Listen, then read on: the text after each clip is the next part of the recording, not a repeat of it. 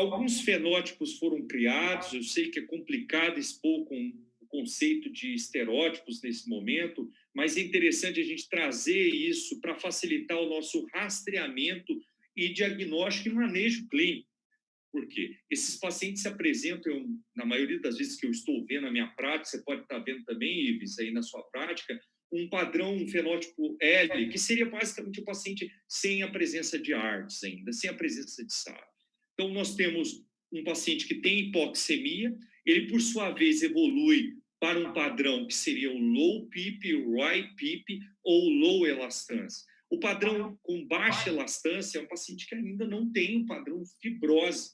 Ele tem um pulmão pouco recrutável, ele não precisa de PIPs mais altas, ele vai trabalhar com PIPs mais baixas, e a oferta de PIP mais alta para esse paciente pode desencadear, às vezes, lesão do baby lung e lesão que a gente pode estar discutindo aqui a respeito de lesão pulmonar ou lesão pulmonar induzida pela ventilação. O grupo que a gente analisa agora, que é o grupo YPIP, ou fenótipo H, que seria o paciente com SARA, né? É o paciente que tem elastância aumentada e complacência baixa, ele é um paciente que tem um shunt presente, ele é um paciente que tem um pulmão mais recrutável, é um pulmão mais denso, um pulmão mais pesado, né? Com maior quantidade de edema, em que ele vai precisar de PIPs mais altas para o seu manejo. O Gattinone expôs isso num editorial publicado, em que compara esse fenótipo L com o fenótipo H. Na verdade, é o paciente com SARA e sem SARA.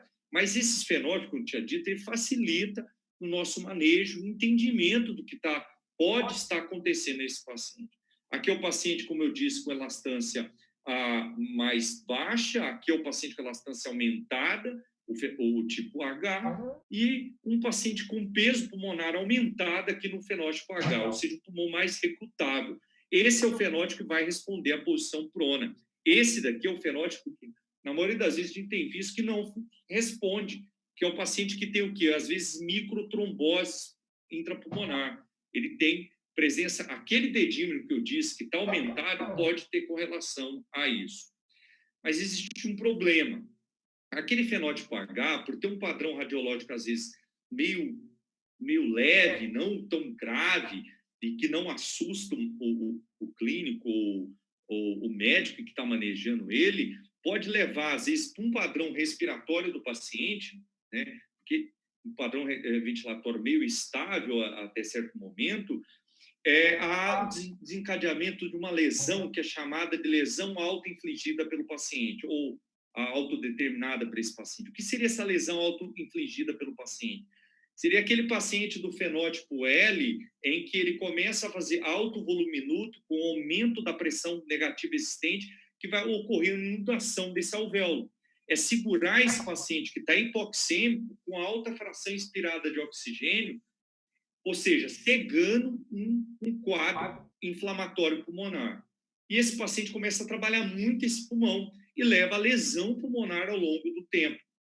Exatamente o que é apresentado aqui nessa figura. Eu comparo aqui um paciente que tem o fenótipo como se fosse o paciente sem SARA para o paciente com SARA. Ou seja, um paciente que tem uma relação PO2 e FO2 baixa. Ambos têm relação PO2 e FO2 baixa. Esse de cima, esse daqui é um relato até publicado do Gattinone, em que o paciente A, ele está recebendo oxigênio com máscara de Venturi, com uma fração inspirada de 0,8. Olha o problema. Eu estou mascarando a hipóxia desse doente, colocando uma Venturi em alto fluxo, contaminando também todo o ambiente, claro, mas mascarando essa hipóxia. Esse paciente começa a trabalhar mais. E ele vai inundar esse alvéolo ao longo do tempo. E é isso que aconteceu aqui. Ele sai do padrão intersticial para um padrão mais de inundação alveolar com aumento da água pulmonar. Esse paciente foi ventilado em modo VCV, com 7,8 ml por quilo, com uma frequência respiratória e com uma FO2 a 0,7%. Ou seja, esse é um paciente, por sua vez, que evoluiu para um padrão com complacência mais baixa. E aí foi aventado várias hipóteses a respeito de como esse vírus pode estar atacando o pulmão dos pacientes.